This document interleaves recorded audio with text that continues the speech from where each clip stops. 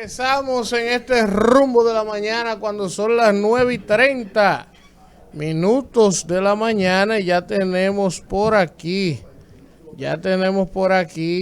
nuestro invitado de lujo, a Daniel Pou, amigo nuestro, hermano de mucho tiempo, pero quien es también parte, ¿verdad?, del gobierno, del Ministerio de Interior y Policía, de ese equipo que acompaña en el tema de la reforma ciudadana, de la seguridad pública. Y hemos querido hablar con Daniel en el día de hoy para saber, ¿verdad?, cómo va ese proceso de la seguridad pública. Así es. Daniel es director del Centro de Análisis de Datos del Ministerio de Interior y Policía, y con él vamos a conversar sobre todo este proceso que lleva a cabo el Ministerio de Interior y Policía, la Policía Nacional, ese proceso de reforma, y ver cómo va avanzando todo ese tema de la seguridad pública en República Dominicana. Buenos días, Daniel, gracias por estar con nosotros. Muy buenos días, yo muy complacido de estar por aquí, sobre todo en esta cabina que es parte de mi historia. Así es, completamente. Daniel, iniciar conversando, ¿cómo va ese proceso? Ese es un proceso complejo, un proceso que conlleva multiplicidad de factores y de variables, como es la reforma de la policía, pero en líneas generales, ¿qué le están dando sus estadísticas? Ustedes tienen un observatorio de seguridad ciudadana. ¿Cómo va ese proceso para que la gente pueda irse orientando? ¿Cómo hemos avanzado en ese tema de la seguridad pública? Bueno, del proceso de la policía yo no tengo tanta información porque yo estoy concentrado en el Centro de Análisis de Datos de la Seguridad Ciudadana, que por cierto hemos logrado renovar la visión. Cuando el presidente Luis Abinader emitió el decreto convirtiendo el tradicional observatorio en Centro de Análisis de Datos, le incorporó un ingrediente, es que ahora nosotros tenemos que ser como un poco auditores de las políticas públicas en materia de seguridad y realizar recomendaciones. Estamos haciendo un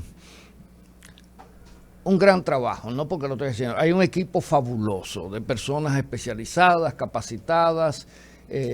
Hay personas que tienen ya 15 años trabajando en esos temas y técnicos profesionales muy reputados desde ciberseguridad, estadística, temas de geografía.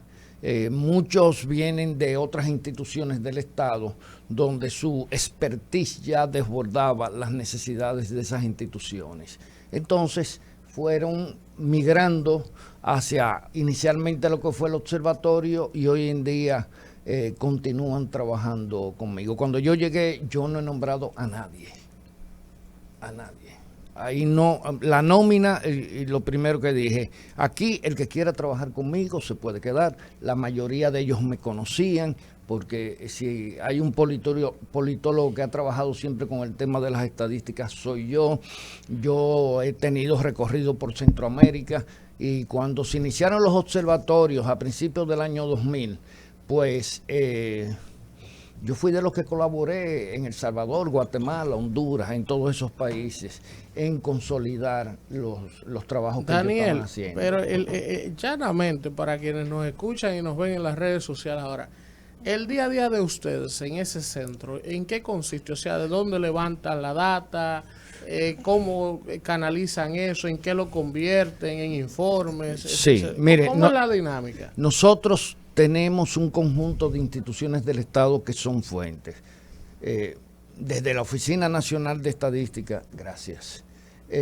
La Policía Nacional, la DNCD, el INACI, la Procuraduría General de la República, el Consejo Nacional de Drogas y todas las instituciones que de alguna manera al Ministerio de la Mujer están involucradas en lo que es el tema de seguridad ciudadana.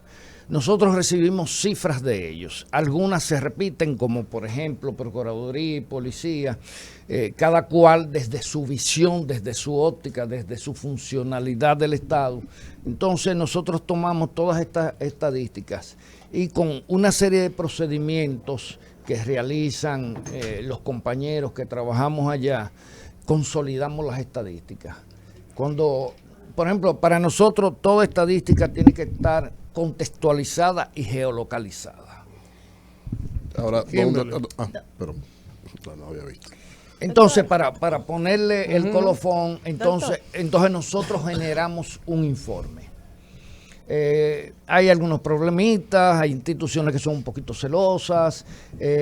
Nosotros trabajamos con un protocolo que es internacional, que fue aprobado por la ONUDC desde hace unos años, y eso establece los delitos tipos, porque en América Latina muchos delitos, dependiendo de su código penal, se convierten en figuras penales con gradaciones diferentes. Entonces se hizo un manual, que es un libro bastante denso, y ya se vino aquí a entrenar. Aquí estuvo la UNODC y el Centro de Excelencia de México el año pasado, evaluaron nuestra base de datos y nos felicitaron por la calidad que teníamos. Entonces trabajamos así con estadísticas estandarizadas. Kimberly.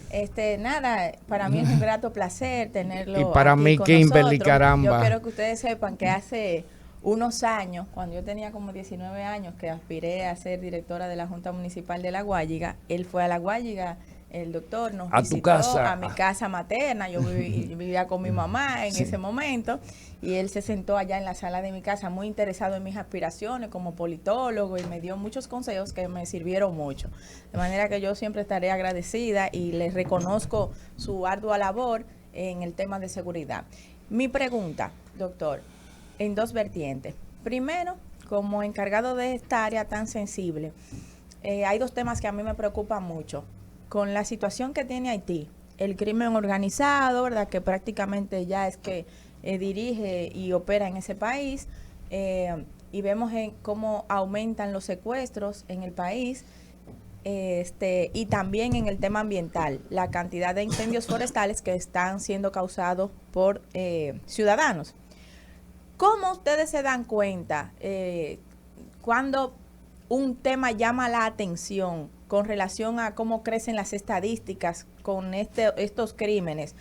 Tanto el crimen organizado en el país, que es algo muy peligroso, ¿verdad?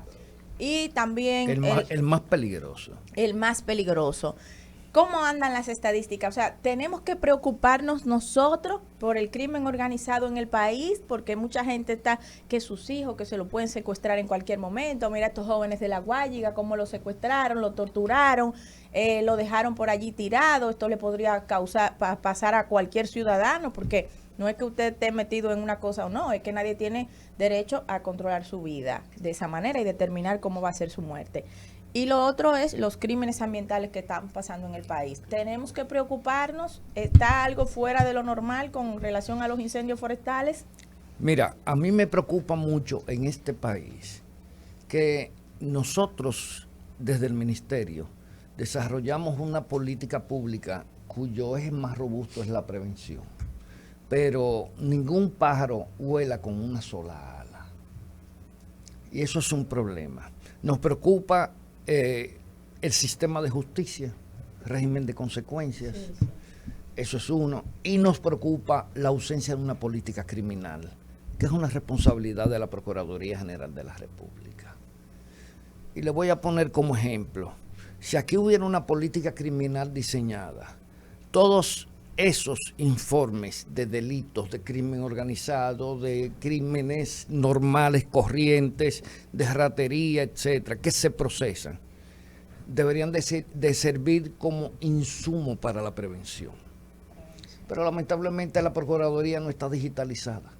Lo que yo acabo de decir en mi comentario, que muchas instituciones no están digitalizadas. Entonces, eso es un problema. ¿Por qué? Mira, ya nosotros estamos empezando a trabajar, ya produjimos esta semana pasada el primer informe de con inteligencia artificial. que fue uno de mis propósitos de que llegué allá. No es posible que un recurso tan valioso como la inteligencia artificial nosotros no lo desarrollemos. Estamos haciendo pininos. Hay delitos tipos que son los experimentales, por ejemplo, los robos de vehículos. ¿Para qué sirve la inteligencia artificial? Para prevenir delitos. Porque los delitos van conformando modelos, modalidades y localizaciones de trabajo. Por ejemplo, aquí hay calles que son famosas por los robos de vehículos, que es un grave problema en nuestro país. Sí. Pero debo decirle lo siguiente. Como le decía, no hay un pájaro que pueda volar con una sola ala. Y eso es una de las grandes falencias. Porque mucha gente cree que una política criminal es hacer la función tradicional que hace el Ministerio Público. Y la política criminal es más allá. Es una función que debe de estudiar los casos de cierta envergadura y la comisión de delitos más frecuentes para crear modelos de delitos tipos y estudiarlo y usted poder desarrollar los elementos para contrarrestarlo. Ahora, don Daniel, hay dos cosas. Okay. Sí, y entonces no tenemos eso. Yo he estado haciendo una cruzada entre organismos internacionales a ver cómo digitalizamos la Procuraduría General de la República. ¿Por qué? Porque el trabajo se nos hace más arduo, más difícil. Ahora, tenemos un problema crucial. Don Daniel. Y es una tasa de homicidios compuesta el 65% por homicidios que se producen en el contexto de la convivencia, no del delito. Ustedes saben cuál es la proporción. 28 el delito, 65 la convivencia. Wow. Y eso no es un tema de policía, eso no es propiamente, no es ni siquiera un modelo tema social de seguridad. Inteligencia emocional. Un tema social, un tema que se ha convertido, la violencia en República Dominicana se ha convertido en una cultura como respuesta a las diferencias que podemos establecer entre seres humanos. Así es. Ahora, don Daniel, yo siempre he visto el debate que se solapó en un momento dado en función a los indicadores que inciden en los índices de la medición de nuestra criminalidad. Que se sacaron variables, cuáles son las variables que se están tomando en cuenta y que si hubo un cambio, cuándo fue que se cambiaron esos indicadores para medir el índice de la delincuencia a conveniencia política de todos los que están gobernando, no solo de este gobierno. Y por otro lado, cómo ha impactado en las políticas públicas de prevención del delito la inestabilidad que se ha tenido desde el liderazgo político nacional haciendo reformas y contrarreformas al sistema de la policía y por ende de alguna manera a la seguridad pública. A la ley orgánica de la policía. Sí. La policía es una pata de la mesa y quizás no es la más importante, contrario a lo que cree mucha gente. Claro, usted no puede tener una policía que se encuentra en la etapa del Pleistoceno en el pleno siglo XXI. Que eso es uno de los graves problemas que tenemos. La policía es una institución constabularia, no es una institución social, y eso la hace disfuncionar, porque las instituciones constabularias en las instituciones constabularias prevalece el uso de la fuerza por encima del uso de la inteligencia.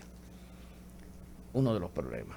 Mira, tocaste un tema que ya me ha originado a mí debates, y tú lo sabes, en varios escenarios. La gente habla de índice de criminalidad. Le voy a decir que el índice de criminalidad no existe. Existen indicadores. Hay toda una discusión sobre índice de criminalidad. Hay algunos autores que proponen 16 indicadores, hay otros que proponen 20, hay otros que proponen 24.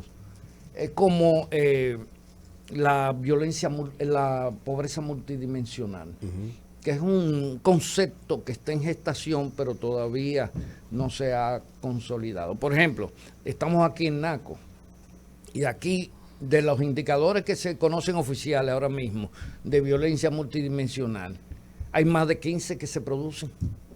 aquí en Naco. E indicadores que aquí se verifican, mas sin embargo en la Sursa, en Gualey, en Guachupita, no los tienen. Que tiene que ver con el tema de educación, que tiene que ver con el tema de salud pública, o sea, por ejemplo, Naco entero está llena de pozos sépticos. Y ese es un indicador de pobreza multidimensional y Piantini. O sea, es lo que te digo, los modelos no se dan en estado puro. Entonces, por eso es tan difícil tú poder definir, hablar de un índice de criminalidad. Por ahí hay gente que a rajatabla quiere hablar de índice de criminalidad. Lo que pasa es que algunos autores lo han establecido. En Europa hay un modelo, en Estados Unidos hay otro, en Sudamérica hay otros. Pero quizás nosotros un día de esto nos sentemos y nos pongamos de acuerdo para construir nuestro índice de criminalidad. Daniel, mi primera... Ahora, escúchame, Manuel. La tasa de homicidios es el indicador por excelencia de cómo anda el delito y la violencia. Ahora, como nosotros cuando tabulamos los homicidios y los heridos, señores, en República Dominicana la cantidad de heridos por armas de fuego es atroz. Oigan la palabra atroz. Definitivamente. Lo que pasa es que como hay hospitales en casi todos los lugares de las zonas urbanas, ahí existe el sistema 911, ya no mueren tanto como antes. Y nosotros allá en el Centro de Análisis de Datos, a cada herido de eso le damos seguimiento por un año. Porque muchos mueren al mes, otros mueren a los 25 días. Que en eso nos diferenciamos, con excepción de salud pública, que también nos suministra gran soporte en esa labor, la información de lo que sucede con cada herido. Por eso cada herido es identificado también igual que cada persona que es víctima de homicidio. Daniel, le he escuchado mencionar 3 veces, ningún ave vuela con una sola ala, ¿verdad? Sí. Eso me lleva a hacer la siguiente pregunta. ¿Sabes qué? Mucha gente me ha preguntado, oye, ¿por qué tú con ese conocimiento que tienes no aceptas una posición en el gobierno y le sirve al Estado de ahí, le puede aportar? Y yo pienso que muchas veces cuando uno tiene ciertas capacidades y cierto reconocimiento, como es el caso suyo, que llegó ya con un reconocimiento amplio de la sociedad al gobierno, uno corre un riesgo con eso. Entonces, cierto. Corre el riesgo porque uno, ¿verdad?, ya tiene un cierto prestigio ganado como profesional, como cosa, entonces llega a un estado donde, ¿verdad?, un pueblo de Jibijoa que no entiende muchas veces que uno llegó con las intenciones, con la disposición, pero que simple y sencillamente las personas que tenían la posibilidad de aportar las herramientas para que uno desarrolle el trabajo, no lo hicieron. Entonces quiero preguntarle, Daniel, hasta este momento, ¿usted ha sentido la receptividad de las instituciones, del gobierno central? O sea, yo vine a hacer un trabajo, tengo las capacidades, tengo el conocimiento, pero obviamente lo que traigo es el expertise profesional. Necesito que la operatividad, este grupo de instituciones y el Estado como tal me aporte las herramientas. Cuando usted dice, ninguna ave vuela con una sola ala, yo me quedo pensando en eso. ¿Usted ha sentido eso? Mira, si hay algo yo tendré que reconocer públicamente durante toda mi vida, porque de lo contrario sería un mal nacido. Y lo voy a decir así. Es el apoyo del ministro de Interior y Policía, el señor Jesús Vázquez. Cuando yo llegué, él me dijo, dígame lo que necesita para trabajar. Cuando yo llegué ahí, la computadora más joven tenía 8 años. Madre mía. La más reciente. Yo me reuní con el director de tecnología en ese momento del ministerio. Hicimos en función, porque yo me aparecí con mi plan debajo del brazo. No fue un puesto que yo busqué, a mí me sorprendió cuando me llamaron. Pues yo estaba contratado para la comisión de transformación de la policía, no de reforma. La reforma sería una traición. De transformación de la policía. Y cuando me dijeron que venga, que vamos, yo como siempre, yo tenía a mí y le dije, mire, yo pienso que vamos a empezar a hacer esto. Y para esto me reuní con el director de tecnología. Mire, nosotros queremos trabajar sobre este tema. Haga usted el listado de los equipos que se necesitan, porque yo no soy experto en eso. Y él hizo el listado, se lo pasó al ministro, se hicieron las licitaciones, se compró el equipo en tiempos récord. Los viceministros también han sido muy receptivos. Yo desde antes de estar allá me venía reuniendo con ellos en los trabajos de la Comisión de Transformación de la Policía, porque encontré una receptividad extraordinaria. Ellos los decían, no, yo no soy experto en esto, yo estoy dando los primeros pasos, yo me sentaba con ellos, les explicaba cómo era el proceso, porque paradójicamente yo participé en el intento de reforma, que no fue un intento de transformación, del año 2003, en el gobierno de Hipólito Mejía. Ahí yo participé desde la Facultad Latinoamericana de Ciencias Sociales Flaxo, con un equipo de la Flaxo que estaba integrado por Lilian Bovea y por la doctora Alejandra Liriano, dos brillantes mujeres dominicanas. Ahí nada más falta Muquiembo, formó una tripleta legendaria. Bueno, lo que pasa está que Lilian Bovea es especialista en seguridad ciudadana y Alejandra Liriano tiene un aval en... Brillante. Brillante. Alejandra fue mi compañera de aulas, y etcétera. Mi mentora y asesora de varias tesis. Sí, sí. Bueno, pues participé en esa. Luego, entre el año 2014 y el 2015, aquí se produjo una comisión bicameral en el Congreso Nacional para hacer una nueva ley orgánica de la policía. Porque de la propuesta del 2002-2003, pocas de las propuestas que se hicieron, porque Flaxo llevó su propuesta y la puso sobre la mesa en el Congreso, que era tratando de ir acercando la policía al ideal, ¿verdad?, que nosotros concebíamos. Pues de esa vez solo se salvó la eliminación de los tribunales de jurisdicción especial de la policía, o sea, que la sacamos a la policía de la jurisdicción de los tribunales especiales.